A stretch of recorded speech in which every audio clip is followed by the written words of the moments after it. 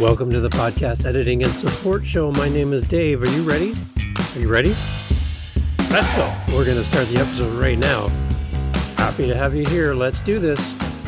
Welcome back to the podcast. Glad to have you here. It's podcast editing and support. Hey, we do both here. We help you with your ums and ahs, and we help you supporting you in your podcast journey as a podcaster. If you're looking for an editor, I'm an editor. I help people. That's what I do. And I podcast. I do both. And I'm encouraging you to do both as an editor. Have a show, create your content, show up for a community, build an audience, do all that while also supporting podcasters as an editor. It's a secret sauce.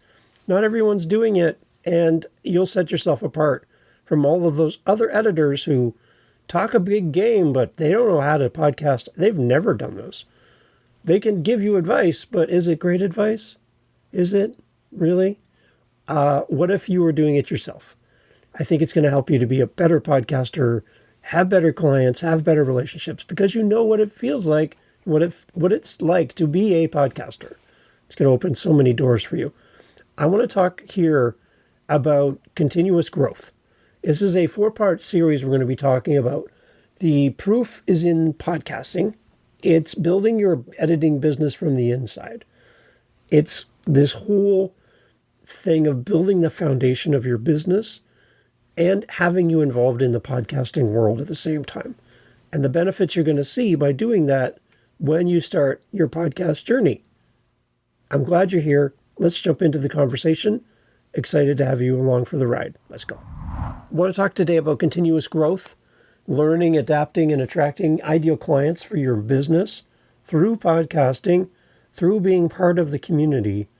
And it's exciting to talk about this because there's so many different things that can feed your business, make you stronger, and help your business grow. I want this episode to help you position yourself as a podcast editing and support person that thrives through ongoing development, experimenting, and being authentic in the way that you market everything that you do for your business, because you're marketing not only your business, you're marketing yourself. So what do we do to help us to continuously grow as an editor, as a support person, as a podcaster? What can we do to stay current with all of the learning platforms, the trends, and the audience strategies? Well, I got 3 ideas for you right here. To stay current, we need to research all of the new tools and technology within podcast editing, support, and the podcasting ecosystem as a whole. Regularly scanning through the podcast landscape, it helps you to get some fresh ideas on editing software updates, different platforms, recording platforms, understanding the script, a Riverside, a Zoom, a Squadcast, a Boomcaster, all of these different things that are out there for supports for podcasters and things that podcasters are going to come to you with questions about. By you actively being in the space as a podcaster, you get to play with some of these tools and you get to learn how to use them.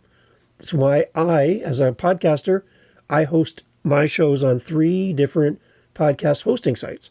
I'm on Buzzsprout, I'm on Spotify for creators, and I'm also on Captivate.fm. Multiple shows on different podcast platforms so that I know the back end of these platforms and I know where to send people depending on what they need for their podcast, because I'm an actual podcaster in addition to editing and supporting podcasters at the same time. That's an advantage. I know exactly what to offer and how I can bring value to my clients because I'm a podcaster as well. I'm not only a spokesperson for podcasting, I am the client as well. It really helps for point of reference and knowledge and experience. I get to test these things out for my own. It helps me to stay up to date and ahead of the curve, advising clients on what might work best for them, understanding the tools, and making a bridge between the two. It helps me to track the evolving audience habits that in podcasting as well. Not having a podcast, you don't have vision to what's happening behind the scenes in analytics, in listener retention, in YouTube views. By not having your own show, you're going off someone else's information. You need your own source of information. You need to try things, test things. You don't want to test things on your client's podcast. You want to test them on your own. So starting your own show gives you the freedom to do some of this A/B testing, trying different thumbnails if you're on YouTube, trying different show art for all your audio podcasts, playing with Apple, playing with Spotify. You get to play because you have a show. It's a great opportunity for you. And you get to track the audience and see what they're up to. Analyze the trends within audiences. Video podcasting, yes or no? Smart speakers, are we using them? Having your own niche community around your podcast. Integrating your insights into your show, demonstrating your expertise and the relevance of what you know to your audience and to your clients. And by having your own show, you get to join in on the industry communities around podcasting. Pod News would be a good example of that. You get to be part of that because you are also a podcaster. You get to learn what's happening around the space. You get to participate in educational programs and online courses and meetups and all these different things. Participating in trainings, webinars, and all these different forums will help you to bring that knowledge back to your clients. You get to actively network with other podcast professionals as well as other podcasters to increase your knowledge and your support for your peers. It's an excellent opportunity for you to be a part of podcasting by being a podcaster and staying current at the same time.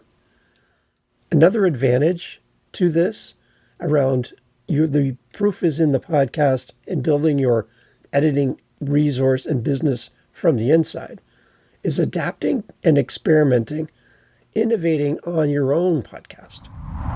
As a podcaster yourself, you get to pilot new formats.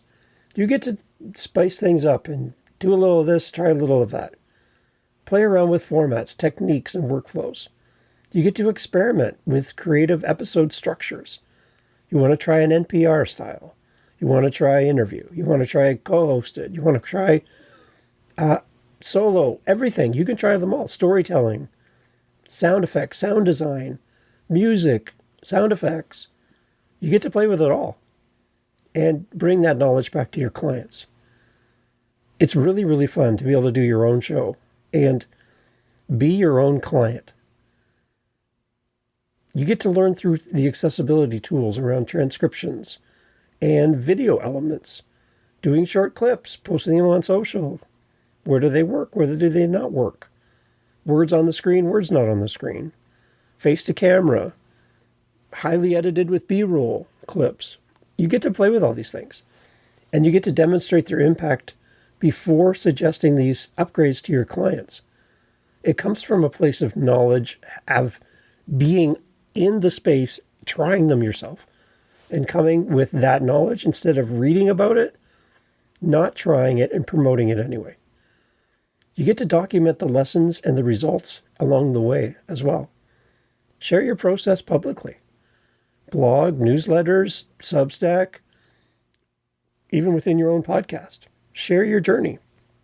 This perspective will help clients who are thinking about coming to you to see you as a leader in the space and will help them to learn and improve under your guidance because you're doing the same thing. It also helps you to build a showcase portfolio for your show. People get to see all the different things you do, becomes an online resume for you. And treat your podcast as a live portfolio. It really is great evidence of your skills, your editing, your content planning, your production value, your willingness to evolve, and what good looks like and sounds like for you. And that'll help people to make a decision whether or not you're the right editor for them, simply by having your own show. Another bonus in this area around continuous growth, learning, adapting, and attracting ideal clients is the idea of attracting your ideal clients through authentic self-expression. Let your podcast reflect your own style and your own values. Use your genuine tone. Use your storytelling. Use your technical choices and how you edit your show to align with your own brand, who you are, and how you help listeners. These are potential clients for you. Decide if they resonate with your approach, and it'll help them to make a decision whether or not you're the editor for them. You get to highlight your own process and the behind-the-scenes skills that you have. Without a show, very hard to demonstrate.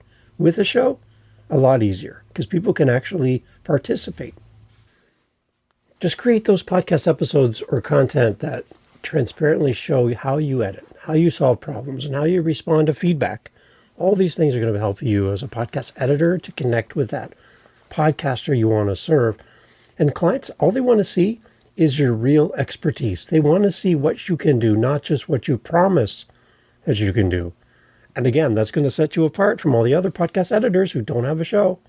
So I'm really advocating for this, that you really need to think about, how can I add my own podcast into the mix? Again, 1 episode a month, 12 a year. I think you can commit to that by just being a part of podcasting. It's going to help you to know how to use the platforms, what's going on in the space. It's also going to help you to connect your audience pain points as well and understand it so that you can help your clients. When you produce your own content that relates directly to your ideal client's struggles with editing, workflow, tech overwhelm, growth obstacles, positioning yourself as both an ally and an expert, it's kind of what I'm doing right now. In this show, I'm trying to show you I'm building my business in the background while doing this show, while editing for clients and hosting my other shows. It is possible. So all of the excuses on why you can't do this, I think it's time to rethink that and think about, how can I make this a priority going forward for my show and for my editing support that I do, how I can grow my clients by simply becoming a podcaster myself. How else do we build proof in the podcast? And how do we build our editing business from the inside? It's using our expertise for new services and being a leader in podcasting. There's a lot of people you'll see online who tout themselves as a podcast coach, a podcast leader, a podcast expert. And some of what they've done to get to where they are, they paid up for a course and somebody has dubbed them a podcasting expert for $2,000. I will make you an expert for $2,000. Sure. I'm going to make a little thing on Canva, print it off and give it to you, and you give me $2,000. Congratulations. You're an expert. It's really watered it down, because the people that are giving expert advice, I'm using air quotes, expert advice from a paid program where somebody taught you how to be an expert, it's not their advice. They're just recycling the advice of the person who taught the course, because they don't have lived experience. They don't know what they're talking about. They're just reading from a script. It's the equivalent of a call center for podcasting. And that's what's happening in the space. And it's really, really disturbing.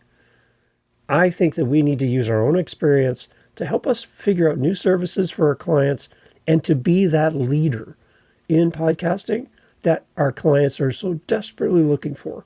Not some person who paid $2,000 for a course. No, they're looking for somebody who actually knows what the heck they're talking about.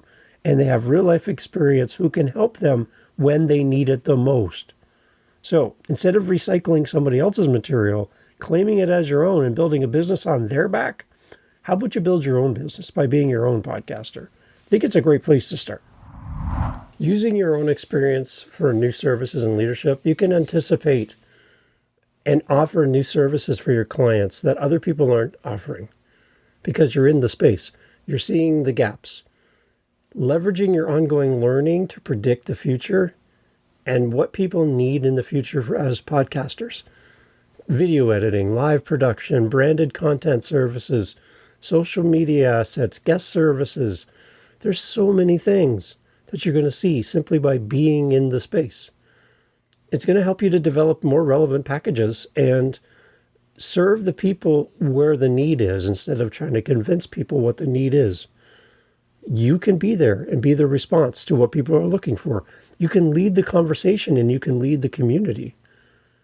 Host or participate in panels, workshops, and online discussions about emerging trends and lessons, commenting and cementing your role as a forward-thinking leader within podcasting. Imagine a panel of podcasters up on stage talking about podcasting and editing. And when they go down the road to say, tell us about your show, and you get to you and you're like, I'm an editor, I don't have a show. Yeah, that feeling. You need your show. It's also a great way for you to mentor and educate the podcasting space.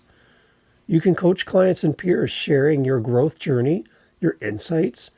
It helps to build trust, and it's a positive reputation builder for you as you attract new clients. And as your evolution over time grows, your expertise grows at the same time. By embodying this continuous growth process, mindset, however you want to terminology for that, podcast editors and support business demonstrate their commitment to excellence in everything that they do, how well they adapt to changes, and how well they can connect with their audience. It's a great way to show people what you do. And this approach draws in ideal clients for you, seeking both the technical side and the creative partnership side within podcasting. So don't just be a technical expert. Don't just talk microphone placement and microphone types, but also go beyond the ums and ahs and start getting into the world of podcasting and participate. We need you in podcasting. We don't need you just on the outside looking in. We need you up front, in person, building community. That's what we need in podcasting, and we need it from you. If you need help or you want to chat about this more, podcasteditingandsupport.com is where you can find me. I always love hearing from people who listen to the show. Thanks for being here. Thanks for listening to the Podcast Editing and Support Show. Visit us at podcasteditingandsupport.com, podcasteditingandsupport.com. We would love to help you find a great podcast editor, or if you want to hire us, we would love to work with you. Podcasteditingandsupport.com. Catch you on the next episode. Take care.